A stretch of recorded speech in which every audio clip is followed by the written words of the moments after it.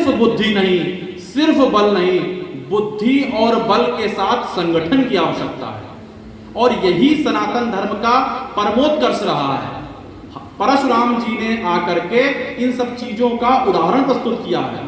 कभी भी परशुराम जी के विषय में कहा जाता है कि इन्होंने ताड़यति, लोगों को ताड़ा या मारा, ऐसा नहीं है। जो राजा उचित कार्य नहीं करते थे उनको सिर्फ दंड दिया, ऐसा नहीं क्षत्रिय कुल के लिए संहारक थे ना, क्षत्रिय उन क्षत्रियों के लिए संहारक थे या उन राजाओं के लिए संहारक थे जिन्होंने विप्रधेनु सुर संत का सम्मान न किया हो, जिसके लिए भगवान रामचंद्र जी ने जन्म लिया।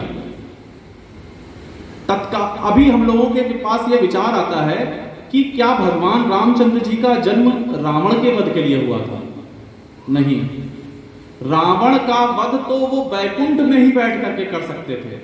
भ्रकुटी विलास सृष्टि लय होई, जिसकी भौमें टेढ़ी कर, अंत समय में प्रलय आता है, महाप्रलय जिसको बोलते हैं, उस समय भी अगर कोई जीवित रहता है तो वही है कौन? भगवान कृष्ण, जो बरगद के पत्ते पर दाहिने पैर की उंगली को अपने मुख में दबाए हुए हैं। करार विंदे न पदार विंदम मुखार विंदे विनय शयंतम वटस्य पत्रस्य पुटे शयानम बालम मुकुंदम मनसा स्मरामि। ऐसे बाल मुकुंद भगवान को हम सभी मन से स्मरण करते हैं। ऐसे बाल मुकुंद जो महाप्रलय होने के बाद भी, रावण और शिशुपाल जैसे लोगों के विलुप्त हो जाने के बाद भी अपने आप को एक पत्ते पर धारण कर लेते हैं। उनको क्या रावण, शिशुपाल या कंस या हिरण्यकश्यपु के वध के लिए आना पड़ेगा? ना। वो क्यों आते हैं, समझने का विषय यह है। एको अस्मि एको हम बहुश्यामी, ये एक सुख है उपनिषदों का। एको हम बहुश्यामी, भगवान जब वैकुंठ में रह करके कई दिन तक अपने आप से, कोई भी सामान्य व्यक्ति होता है जिसके घर में वंश के आगे वृद्धि न हो, वो उन्हीं जीवों को देख देख करके थक जाता है कि हमारे घर में आगे पूत क्यों नहीं हो रहे। तो वही ठीक प्रभु की स्थिति होती है। वो क्या करते हैं कि वो वहीं पर बैठे बैठे ये सोचते हैं कि अब मुझे इस धराधाम पर चलना चाहिए जहां पर मैं अपनी लीलाएं कर सकूं और अकेलेपन को दूर कर सकूं, अपने ही लोगों से मिल सकूं, क्योंकि हम सभी उसी ईश्वर का अंश हैं। ईश्वर अंश जीव अविनाशी, हम सब अलग नहीं है। सोचने का भान होता है, हमें भिन्नता होती है, हमारे विचारधारा में परिवर्तित होता है कि वो स्त्री है, वो पुरुष है, वो सवर्ण है, वो क्या है, वो रंग से भेद है, काला है, श्वेत है, अश्वेत है। ना, ईश्वर अंश जीव अविनाशी, हम सभी उसी पूर्ण परात्पर परब्रह्म का अंश है। इसका उदाहरण देखिए कि भगवान जब इस सृष्टि में आते हैं, हमारी उत्पत्ति कैसे होती है यहीं से समझ लीजिए। उत्पत्ति का भागवत जी में ही वर्णन आया होगा कि मनुष्य किस प्रकार से उत्पत्ति होती है। विज्ञान बहुत पीछे छूट जाएगा। हमारी उत्पत्ति इस प्रकार से होती है, जब वनस्पतियों से प्राप्त 7 धातुएं एक पुरुष के अंदर प्रवेश करता है तो वो सबसे ओजपूर्ण धातु, जिसको शुक्र कहते हैं, शुक्र के रूप में समाहित होता है।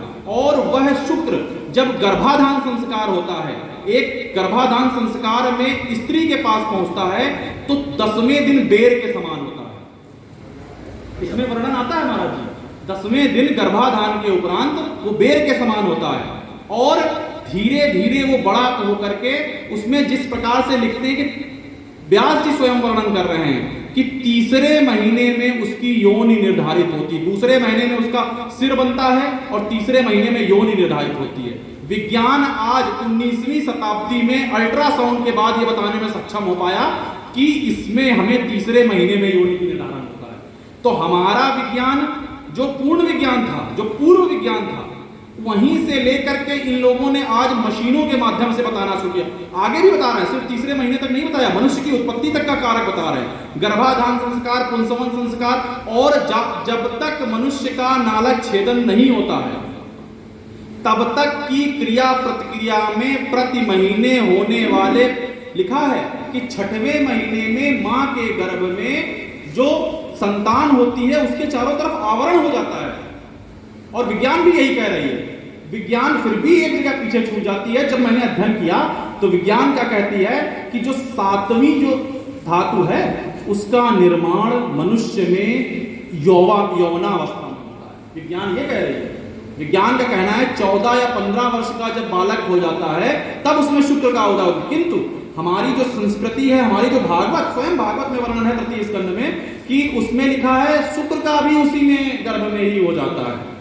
तो अब देखिए कि विज्ञान जिसके पीछे हम पड़े रहे, उस विज्ञान ने हमें कुछ नहीं दिया, किंतु जिसको हमने छोड़ा, जो हमारा मूल धर्म है, मूल ज्ञान है, वही हमें सब कुछ दे रहा है। किंतु हम जैसे पामर प्राणी इन विषयों को नहीं समझ पाते हैं।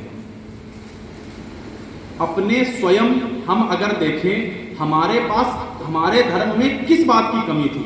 अश्विनी कुमार जैसे चिकित्सक किसी भी प्रकार की चिकित्सा करने में सक्षम थे। शल्य चिकित्सा तक, जिसको आज प्रमाणित करता है विज्ञान कि शल्य चिकित्सा हुए थे, तब गर्दन काटने के उपरांत उनके ऊपर जो गज की गर्दन लगा दे आज की तारीख में कोई भी हाथी की गर्दन किसी पुरुष के ऊपर, और वो पुरुष उसी तरीके से कार्य करना शुरू हो जाए, किसी भी चिकित्सा में संभव नहीं हो पाया।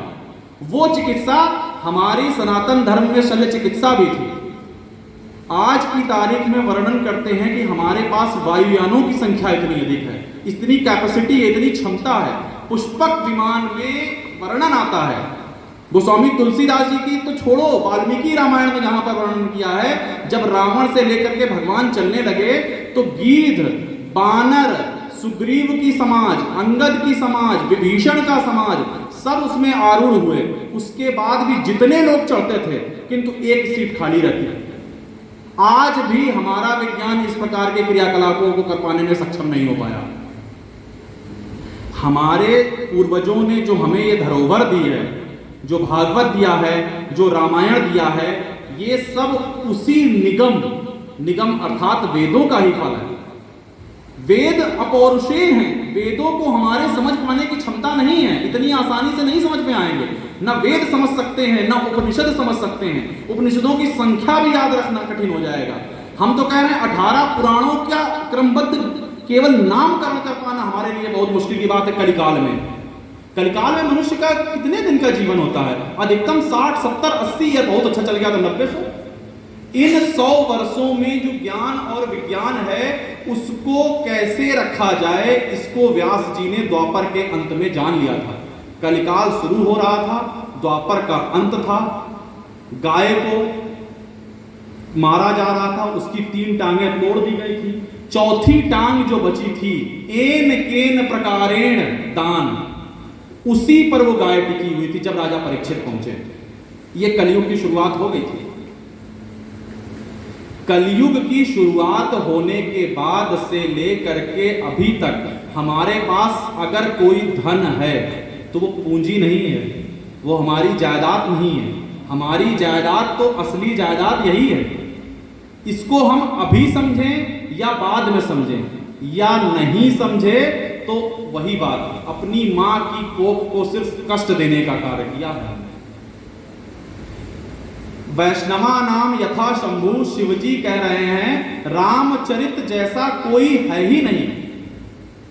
आपको पावन करने के लिए एक बार राम नाम उच्चारण पूर्ण सफल है। ऐसे वट वृक्ष, भागवत रूपी वट वृक्ष के नीचे हम सभी को बैठ करके ज्ञान, भक्ति और वैराग्य तीनों को श्रवण, मनन, मंथन और आत्मदर्शन करने का अगर सौभाग्य मिला है तो हमसे बड़ा सौभाग्यशाली जीव शायद ही कोई हो इस जीवन में, क्योंकि मृत्यु लोक पर ही उपलब्ध है।